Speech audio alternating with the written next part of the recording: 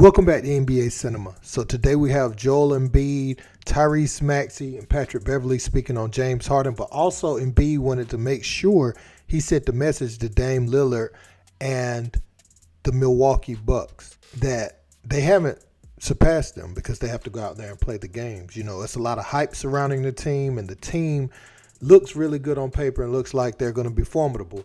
But this is the second shot that was taken at them today. You had Jimmy Butler say he's going to beat Dame, Adrian Griffin, and Giannis on his way to his first NBA championship. Now you have Joel Embiid saying he didn't pass him. And I think the irony in this is that the Sixers chose other players over Jimmy Butler. It really should be Jimmy Butler and Joel Embiid versus these guys. But hey,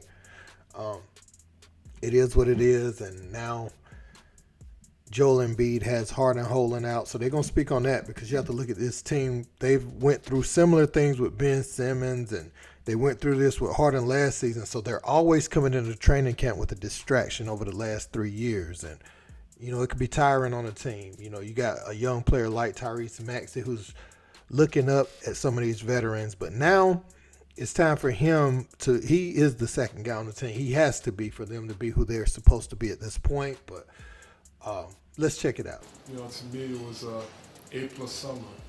We had a lot of fun. And you tweeted that after the Celtics had gotten Drew Holiday, like not long after that, and after the Bucks had acquired Dame. Those moves and the improvements that those teams made had nothing to do with what you were saying in that post. I just said it did. In terms of those teams surpassing your team. Who said that surpassed us? We still got to go out there and, you know, compete. Hopefully the situation with James can resolve. If he's here, you know, we love him. And, you know, we want him to be with us. And I think we have a, you know, better team with him on the floor. So, and I think he knows it too. So hopefully that gets resolved. And, you know, if that doesn't change anything, it doesn't change the goal. It doesn't change anything. You know, the goal is still to go out there and try to win a championship, whatever it takes.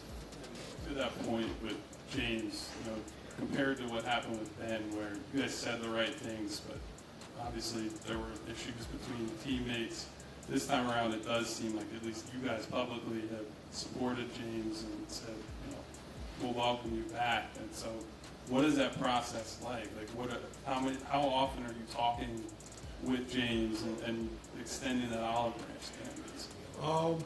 I think we said the same thing the last time this happened too. You know, if I remember correctly, there was so many times where we were just like, you know, if he were to come back, you know, we're happy to have him because to me, the way I look at it, I keep mentioning it, is all about winning. And, you know, whatever that gives us the best, you know, possibility to win a championship, I'm going to take it. So, you know, just like the last time this happened, when he was on the team, he gave us a better opportunity to win a championship, and that's why I was fine with it. Just like this situation, I'm okay with that. So hopefully, you know, but I leave it up to, you know, those guys to resolve it and, you know, to see how that's going to work out. But yeah, that's what I believe in. So Gina and then Jared.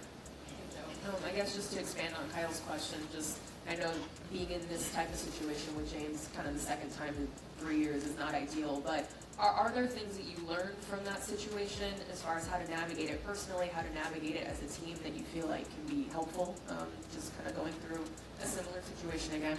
I think it's a little different.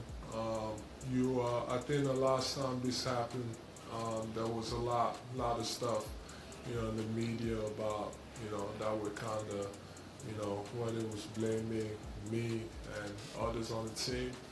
And so I think at that time I was a little defensive. But, you know, this time around it just seemed like, you know, maybe it was a misunderstanding between both sides. But I can only control what I can control, and, you know, that's to go out there and, you know, try to play with what we have and, you know, try to, you know, be a leader and bring these guys along and, you know, compete every night and try to win. over the last, I don't know, maybe 2 years, year and a half, however long it's been. So of course we hope that he comes in and plays. That's always cool. And for myself, for our teammates, we got to keep going out there and playing regardless of the situation. Plan A, plan B, like Nick Nurse says, and be ready for whatever life brings us. What's your thoughts when you see Boston and Milwaukee making these major moves to, improve their team, and you guys kind of sat a little pat somewhat in the summer? Right. I think we made moves to improve our team. We added guys. I think that we have guys here that were already here who are ready to step up and perform. And you don't really worry about what everybody else is doing outside of our organization. I mean, this is our organization. We are as one. We're one group, and we try to go out there and compete every single night at the highest level. At the end of the day, we have the reigning MVP on our team, and he's really good at basketball. We have other guys like Tobias. We have guys like Melt. We have guys that we brought in like Kelly Oubre, Pat Bev. Vets like that. So. We're going to go out there and be competitive and compete, and, we all know what the ultimate goal is. Pals with a guy like that, and also wanting what's best for the Sixers, the team that you're on? Great question. It's above my pay grade, obviously. One of my reasons of coming here was, Tobias, James, Embiid, and, Nick Nurse. So, to be very competitive in this East now that these teams are making all these moves, it'd be great to have them.